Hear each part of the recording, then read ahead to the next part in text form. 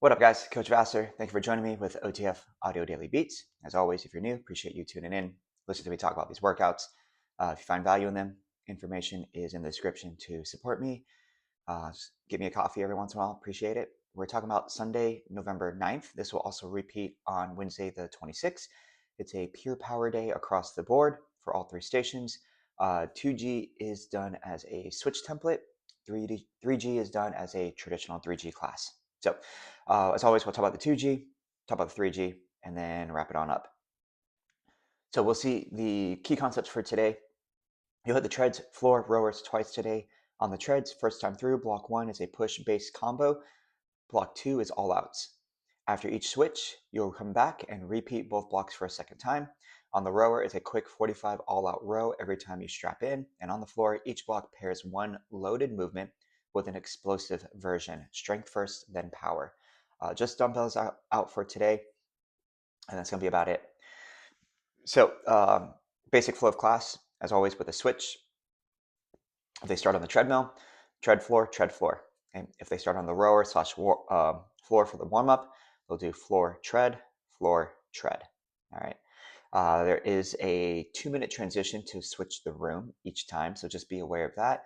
Quick transitions, especially knowing that you do have 4 movements to set up in the first block for that section on the floor, so just be aware of that. So when we look at the tread side, blocks 1 and 2, as we'll mention, will repeat for the 3rd and 4th block. Okay, so block 1, we're going to see a 45 push, 45 base combo, a total of 2 times with a bonus 45 push into an all-out. The goal is to maintain both their push and their base intensities. So for this one, of course, power walkers 8% or greater, joggers and runners, you're given the standard 1 to 2 over the base. You could also, be a little bit more specific, make it aggressive, so maybe about 1.5 or greater over their base speed. Definitely hoping to see like a high green by the tail end of that push. Maybe they dip into that orange as they get into that first base. And then with equal amount of work to active recovery, they could catch their breath, but the next push, heart rate will climb up higher than last time. And then same thing for that 3rd push. Bikes and striders, probably put them around 4 gears over base, just to add a little bit more resistance than the standard 3, since it is a shorter push. After that 45 push, they go right into an all-out. Definitely going to see orange, higher orange, maybe flutter into that red for some people for that last little bit. And then what I would recommend is at that point, remember what that all-out was. They have 90 seconds to walk it down, back to base when they're ready. And then in block 2, we're going to have 4 more 45 all-outs. The goal is to increase intensity as the walk recoveries increase. So the first one, 45 all-out, 30 walk. 45 all-out, 45 walk. 30 all-out, 1 minute walk, and then 1 more on the other side. So you could have people pick up where they left off. So what was the all-out at the end of block 1? Let's start with that. At least maintain it for that first one. 30-second recovery. Could we add 0.1 on the next one, and on the next one, and on the next one, or 0.5% to the incline? Of course, bigger jumps, if that could happen, great. For the bikes and striders, I'm a big fan of, once they're about 6 gears over the base, can we increase RPMs? Because that will also increase power output. After that, they'll head to the weight floor, talk about that in a second, and then when we come back, they repeat everything. Now, even though it's a repeat, they don't necessarily need to do the same thing. But if they do the same thing, one thing to be aware of is the overall fatigue. We're going to see a more reactive heart rate response. So that same push, you'll see heart rate beat per minute probably higher than what they did in block 1. And then that all out, probably a bigger spike at the end compared to block 1.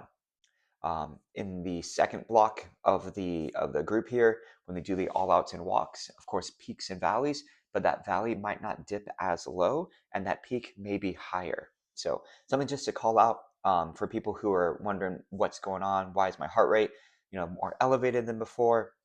That's the whole point of like that cardiovascular drift. And then they'll go back to the weight floor and then we are done. Now for the group that starts on the floor, block 1 is specifically at the floor for 8 minutes. They're gonna have 2 movements done back to back and then another 2 movements back to back, and then they'll repeat that sequence. We're gonna start off with a goblet step out squat, 5 on one leg, 5 on the other. So 10 total reps here, moderate to heavy weight.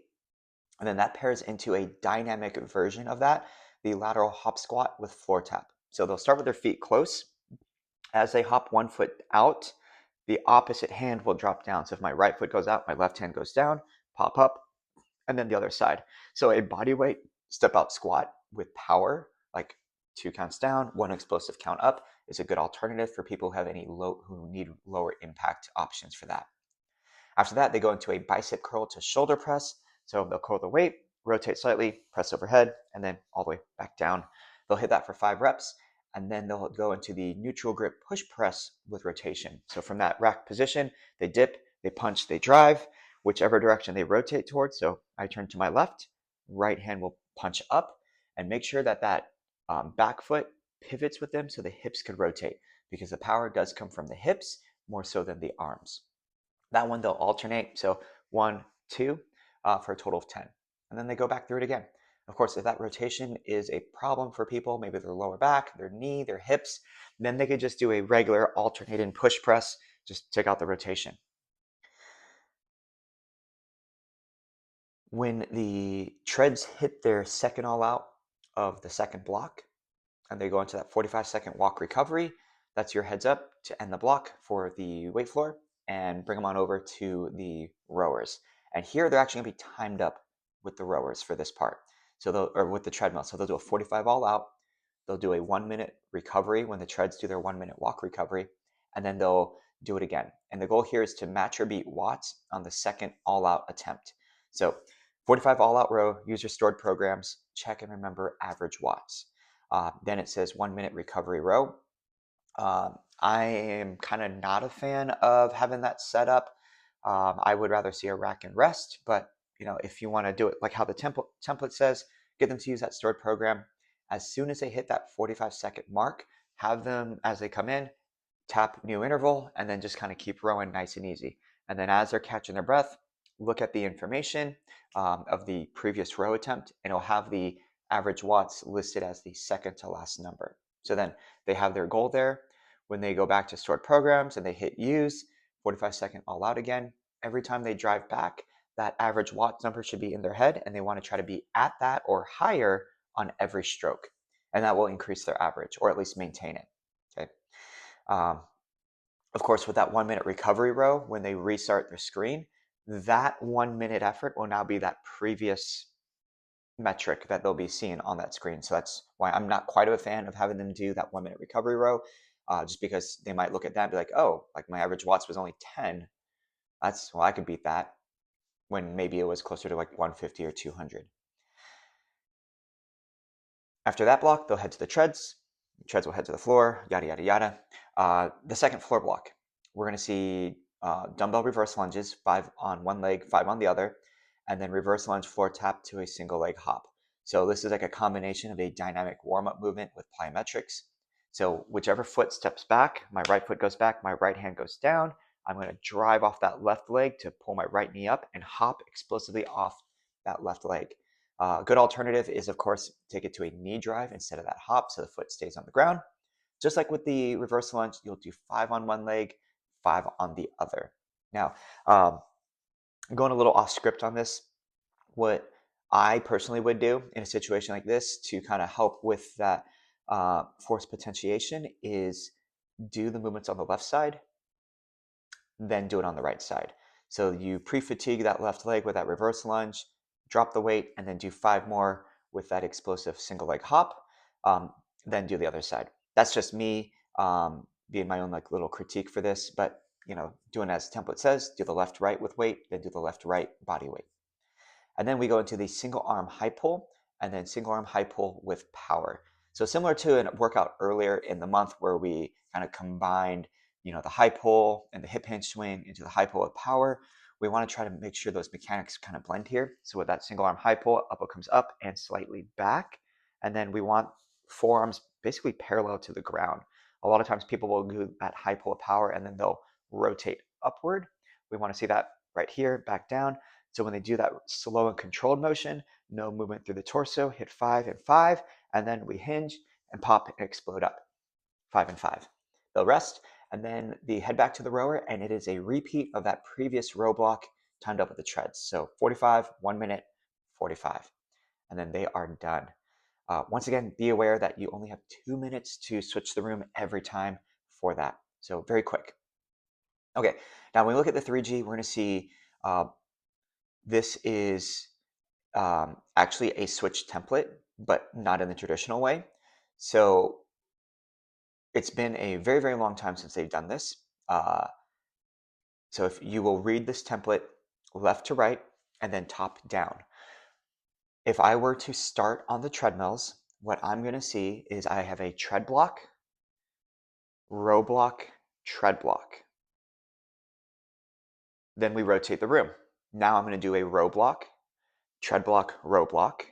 We rotate the room, and then I have just under 15 minutes of dedicated floor work. Okay. So this can be very confusing for people. So make sure you are very clear on directions on how you direct traffic to move the room around for this workout. Yeah, fun. So looking at this, we're going to see the tread blocks of 1 and 3. If you start on the treadmill, those are the same thing. You have a 45 push, a 45 base, a 45 push all out, 45 base, and then a 45 all out. So the push, if you think about like that 2G, how we try to maintain, now we're looking to actually increase that push. So we're trying to build them up to that aggressive effort to finish out the block. So power walkers 8% or greater, joggers and runners probably start maybe 1 over their base up to 1.5. They hit their base. And then for that push all out, power walkers, could they add 1 or 2%? Because parameters is somewhere between 8 to 10, right? So let's go 1 or 2% higher. Joggers and runners, could we add 0.3 to 0.5? So if they're at 1, let's go to 1.3. If they're at 1.5, let's try 1.8, right? Make that jump up so that way we see that increased effort. And then finally, we go into the all out. At the end of that 3-minute and 45-second block, you have 1 minute to get the treads and rowers to switch places. Okay, so I just finished my tread block, 3 minutes and 45 seconds. I'm going to go to my rower now. And on the rower, I'm going to see a 45 all out row, 30-second recovery. And it's nonstop here. So they don't ask about like using stored programs and checking watts.